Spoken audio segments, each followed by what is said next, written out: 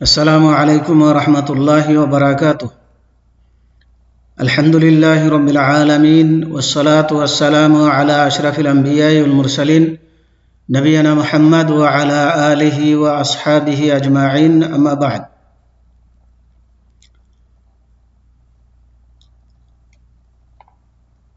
সম্মানিত ছাত্র ভাইরা, আমি এখন লেভেল 3-র ফিকহের ক্লাস আরম্ভ করছি।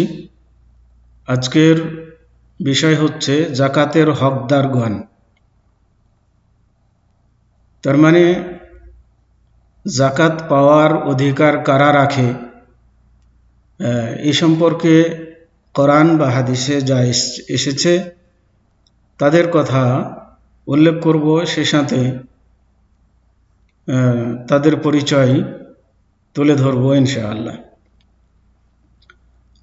তো আসুন এ মর্মে আল্লাহ তাবারাকা ওয়া তাআলা পবিত্র কালামের মধ্যে আয়াত নাজিল করেছেন যে কারা যাকাত পাবে, যাকাতের হকদার কারা, এটি আল্লাহ রাব্বুল আলামিনের পক্ষ থেকে নির্ধারিত।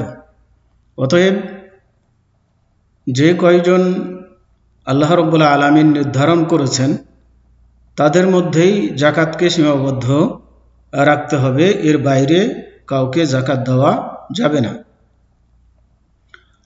তো আসুন আমরা জেনে নিই আল্লাহ রাব্বুল আলামিন কাদেরকে যাকাত দিতে বলেছেন।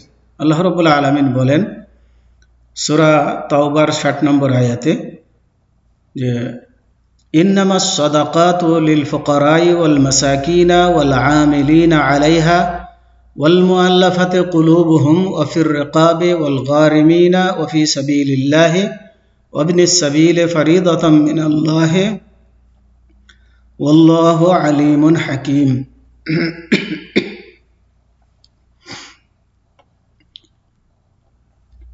তো এখানে আল্লাহ রাব্বুল আলামিন যারা যাকাতের হকদার তাদের গুণাবলী উল্লেখ করেছেন। এই আয়াতের অর্থ হচ্ছে যাকাত হলো কেবল ফকির, মিসকিন, যাকাত আদায়কারী ও যাদের চিত্তাকর্ষণ প্রয়োজন তাদের হক, এবং তা দাসমুক্তির জন্যে, ঋণগ্রস্তদের জন্যে, আল্লাহর পথে জিহাদকারীদের জন্যে এবং মুসাফিরদের জন্যে। এই হলো আল্লাহর নির্ধারিত বিধান। আল্লাহ সর্বজ্ঞ প্রজ্ঞাময়। তাহলে এখানে আল্লাহ রাব্বুল আলামিন এই কয় শ্রেণীর মানুষের জন্য, অর্থাৎ এখানে 8 শ্রেণীর কথা উল্লেখ করা হয়েছে, এই 8 শ্রেণীর মানুষের জন্য যাকাত প্রযোজ্য বা যাকাতের হকদার তারা, এদেরকেই যাকাত দিতে হবে। তো আসুন এদের সংক্ষিপ্ত পরিচয় আমরা জেনে নিই। যাকাত দিতে হবে ফকিরকে। ফকির কারা? ফকির ওরা যাদের কাছে এমন কিছু নেই যা তাদের জীবিকার জন্য যথেষ্ট হবে, মানে তাদের জীবিকা নির্বাহ করার জন্য যথেষ্ট নয়, এমন সামান্য কিছু মাল যাদের কাছে আছে, এরা হচ্ছে ফকির। তার মানে 6 মাসের বেশি তারা তাদের সঞ্চয় দিয়ে অতিবাহিত করতে পারে না। তো এদেরকে ফকিরের অন্তর্ভুক্ত করা হয়েছে এবং এদেরকে যাকাত দিতে হবে। মিসকিন, মিসকিন হলো তারা যাদের কাছে জীবিকা নির্বাহের জন্য যা যথেষ্ট তার অতিরিক্ত তাদের নিকট থাকে না। তার মানে তাদের কাছে যে সঞ্চয় রয়েছে, এই সঞ্চয়ের দ্বারা তাদের পুরা বছর চলার মতন ক্ষমতা নেই। পূর্ণ বছর চলার মতো যাদের ক্ষমতা নেই তাদেরকে বলা হয় মিসকিন। অতএব তারাও যাকাতের মাল থেকে পাওয়ার হক রাখে।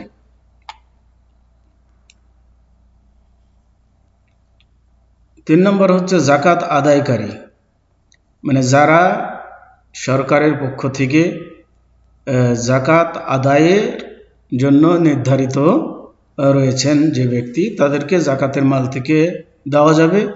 যদি এই নির্ধারণকৃত ব্যক্তি বেতনভুক্ত না হয়, মানে তার যদি বেতন সরকারি মাল থেকে যদি বেতন নির্ধারণ করে না থাকে, তাহলে জাকাতের মাল থেকে সে নিতে পারবে, তাকে দেওয়া যাবে। আর যদি বেতনভুক্ত হয় তাহলে তাকে দেওয়া যাবে না। 4, যাদের চিত্তাকর্ষণ করা প্রয়োজন। যাদের চিত্তাকর্ষণ করা প্রয়োজন বলতে, যদি তাদের ইসলাম গ্রহণ করার দিকটা প্রায় নিশ্চিত মনে হয়, কিংবা তাদের ঈমান পরিপক্ক করার উদ্দেশ্য থাকে। তার মানে এমন ব্যক্তি যে এখনো মুসলমান হয়নি, কিন্তু জাকাত প্রদানকারী যদি মনে করে যে তাকে যদি জাকাতের মাল থেকে সহযোগিতা করা হয় তাহলে সে ইসলাম গ্রহণ করবে, এমনটি যদি তার ব্যাপারে ধারণা রাখে, তাহলে তাকে জাকাতের মাল থেকে দেওয়া হবে। অথবা কেউ ইসলামে প্রবেশ করেছে কিন্তু তার ঈমান এখনো পরিপক্ক হয়নি, তো জাকাতের মাল থেকে তাকে সহযোগিতা করে তাকে ইসলামের প্রতি দৃঢ় রাখার চেষ্টা করা যাবে। এদেরকে বলা হয় মানে চিত্তাকর্ষণের জন্য তাদেরকে কিছু জাকাতের মাল প্রদান করা।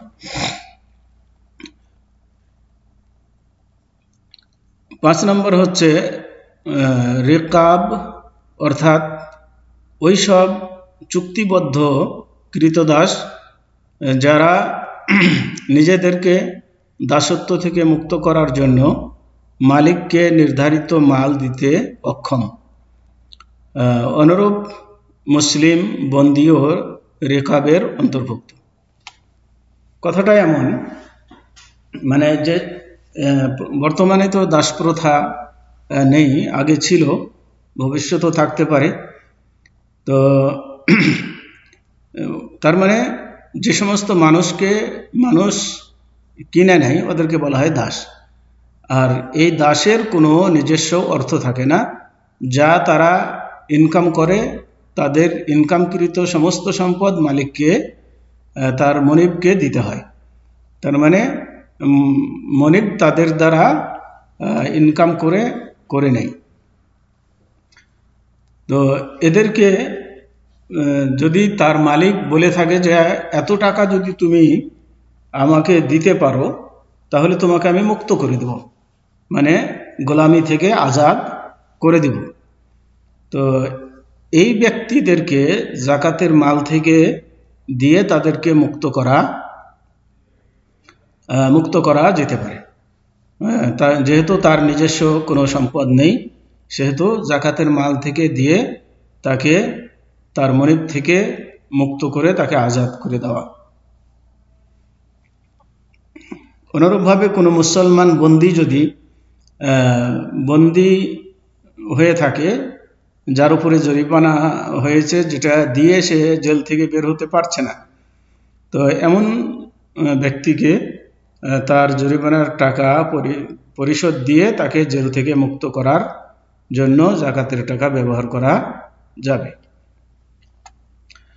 6 নম্বর হচ্ছে বিবাদ মীমাংসার ক্ষেত্রে অপরের জন্য ঋণী। তার মানে কোনো সর্দার, নেতা বা গ্রাম্য মোড়ল এ ধরনের ব্যক্তি যে হয়তো দুজনের মাঝে ঝগড়া হয়েছিল, বিবাদ হয়েছিল, যে বিবাদ মীমাংসা করতে গিয়ে সে নিজের সম্পদ থেকেই সে কি করেছে, দিয়ে সে ঝগড়া মিটিয়েছে। তো এমন ব্যক্তি ঋণগ্রস্ত হয়ে পড়েছে যে ঋণ পরিশোধ করার মতন তার ক্ষমতা নেই।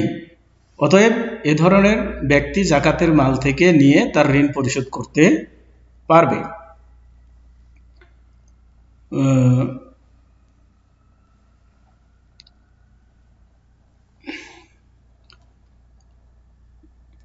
অথবা এমন ঋণী ব্যক্তি যে আপন ঋণ পরিশোধ করতে সক্ষম নয়, মানে হয়তো নিজের কাজকামের জন্যই ঋণ করতে গিয়ে, মানে কাজকাম পুরা করতে গিয়ে তাকে ঋণ করতে হয়েছে, কিন্তু এই ঋণ পুরা করার মতন তার সামর্থ্য নাই, তো এমন ব্যক্তি জাকাতের মাল থেকে নিতে পারবে ঋণ পরিশোধ করা পর্যন্ত। 7 নম্বর হচ্ছে ফি সাবিলিল্লাহ। ফি সাবিলিল্লাহ অর্থাৎ স্বেচ্ছায় যুদ্ধকারী যাদের বেতন নেই, মানে যুদ্ধে অংশগ্রহণ করেছে কিন্তু যুদ্ধের কোনো সরঞ্জাম তার কাছে নেই, বা যুদ্ধ করতে যে সমস্ত দিনগুলো তার অতিবাহিত করতে হয় তার থেকে যুদ্ধের অংশগ্রহণ করার জন্য তাকে কোনো বেতন দেওয়া হচ্ছে না, তো এমন ব্যক্তি জাকাতের মাল থেকে নিয়ে যুদ্ধে অংশগ্রহণ করতে পারবে। 8 নম্বর হচ্ছে ইবনুস সাবিল। ইবনুস সাবিল অর্থাৎ এমন সফররত ব্যক্তি, মুসাফির, এমন মুসাফির ব্যক্তি যার সফরকালে অর্থ সম্পদ শেষ হয়ে গেছে, তার মানে সফরে বের হয়েছিল যে অর্থ নিয়ে, দেখা গেল যে তার অর্থ শেষ হয়ে গিয়েছে, এখনও সে বাড়িতে ফিরতে পারেনি, আরও কিছু তার টাকা পয়সার দরকার, তো এমতো অবস্থায় সে জাকাতের মাল থেকে নিয়ে তার বাকি দিনগুলো অতিবাহিত করতে পারবে বাড়ি ফেরা পর্যন্ত। যদিও সে ধনী ব্যক্তি হয়, যদিও সে ধনী ব্যক্তি হয়, তার মানে তার বাড়িতে হয়তো সম্পদ আছে, কিন্তু সফরে তার কাছে এখন আর কিছুই নেই, তো এমন ব্যক্তি জাকাতের মাল থেকে নিয়ে তার বাড়িতে আসা পর্যন্ত সে জাকাতের মাল গ্রহণ করতে পারবে। তো এই 8 শ্রেণীর কথা আল্লাহ রাব্বুল আলামিন জাকাতের হকদার হিসাবে গণ্য করেছেন এবং এদেরকে জাকাতের মাল দেওয়ার কথা বলেছেন, এর বাইরে অন্য কাউকে জাকাতের মাল দেওয়া যাবে না। এবার আসুন জাকাত সম্পর্কে কয়েকটি সাধারণ জ্ঞাতব্য, জাকাত সম্পর্কে কিছু ধারণা, যে সেটা হচ্ছে জাকাতের যে সমস্ত মাল, যে সমস্ত শ্রেণীকে নির্ধারণ করা হয়েছে, তো উক্ত শ্রেণীকেই জাকাত দিতে পারা যায় অথবা কোনো এক শ্রেণীর মধ্যে সীমাবদ্ধ রাখতে পারা যায়। তার মানে যে 8 শ্রেণীর ব্যক্তির কথা আল্লাহ রাব্বুল আলামিন জাকাতের হকদার হিসাবে উল্লেখ করলেন, এই সব শ্রেণীকেই আপনি জাকাতের মাল থেকে কিছু কিছু করে দিতে পারেন, অথবা যদি আপনি মনে করেন যে সব শ্রেণীকে না দিয়ে কোনো এক শ্রেণীকে আমি আমার জাকাতের মাল পুরোটাই দিয়ে দেব, তাও দিতে পারেন, সেটাও কি আছে, জায়েজ আছে।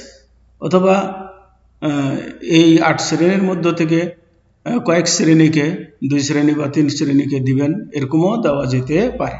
তার মানে এখানে দেওয়ার ক্ষেত্রে আপনার জন্য এখতিয়ার রয়েছে, আপনি 8 শ্রেণীকেও দিতে পারেন বা 8 শ্রেণীর মধ্যে কোনো নির্দিষ্ট শ্রেণীকেও আপনি দিতে পারেন, কিন্তু এর বাইরে যেন না হয় সেদিকে খেয়াল রাখতে হবে। 2, কাফিরকে অবশ্যই জাকাত দেওয়া যাবে না, কাফিরকে জাকাত দেওয়া যাবে না, তবে হ্যাঁ যদি চিত্তাকর্ষণ উদ্দেশ্য থাকে তাহলে দেওয়া যেতে পারে। যেমন ওই যে আগে বলা হলো যে যাদের ইসলাম গ্রহণ করার সম্ভাবনা রয়েছে এমন ব্যক্তিকে দেওয়া যাবে, এছাড়া কোনো কাফিরকে জাকাতের মাল থেকে দেওয়া যাবে না, যদিও সে গরিব বা ফকির হয় তবুও দেওয়া যাবে না। 3, বানি হাশেম বলতে হারিসের বংশধর এবং হাশিমের বংশধর বলতে আলী, জাফর, আব্বাস ও হারিস রাদিয়াল্লাহু আনহুমের গোত্র বোঝায়।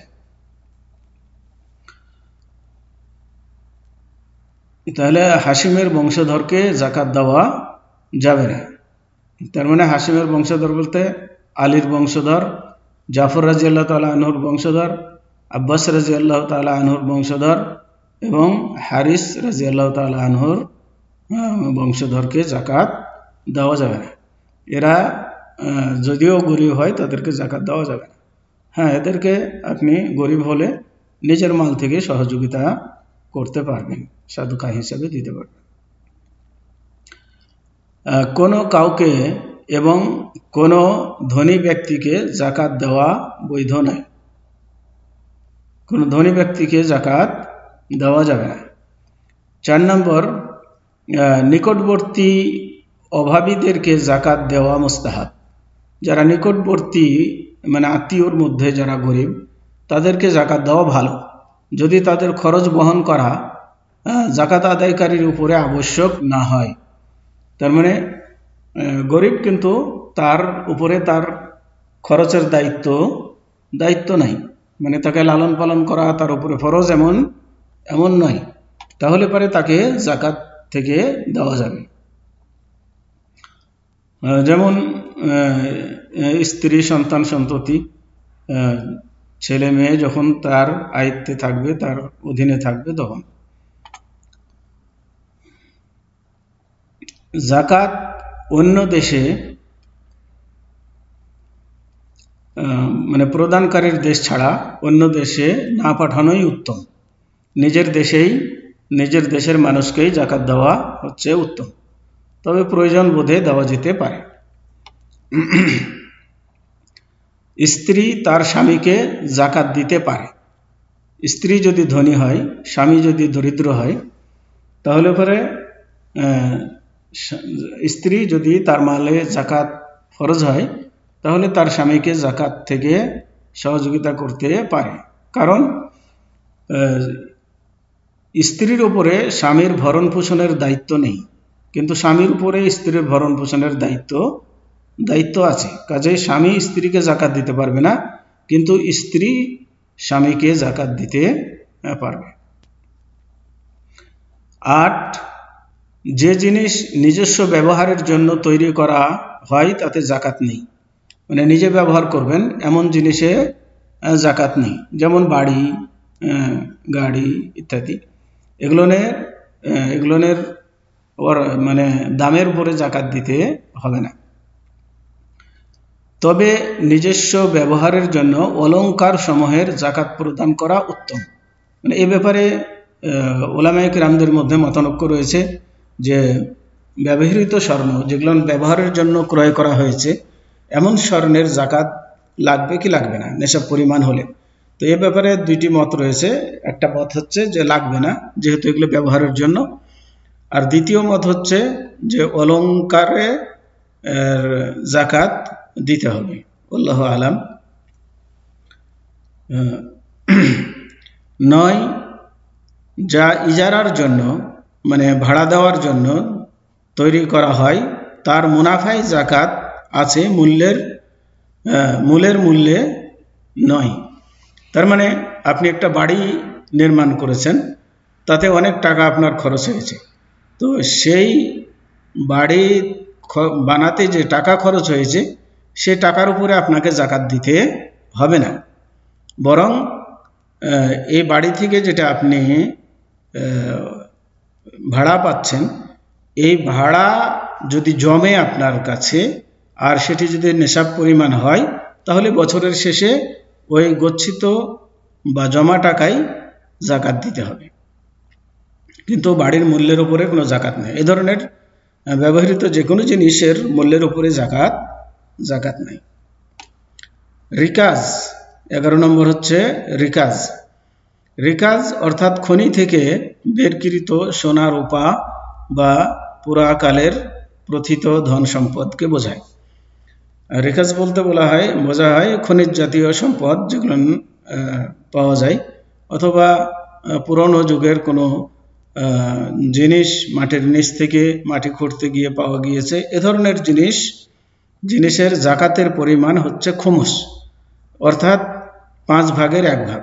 আপনি যে সম্পদ পাবেন, সেই সম্পদের 5 ভাগের 1 ভাগ জাকাত হিসাবে দিয়ে দিতে হবে, এবং সেটি যে 8 শ্রেণীর মানুষের কথা বলা হয়েছে তাদেরকেই দিতে হবে, আর বাকিটা আপনি নিজে ব্যবহার করতে পারবেন। 12, জাকাত ওয়াজিব হওয়ার সাথে সাথে তা বের করে প্রদান করা জরুরি। মানে জাকাত যখন ফরজ হয় তখনই জাকাত দিয়ে দিতে হয়,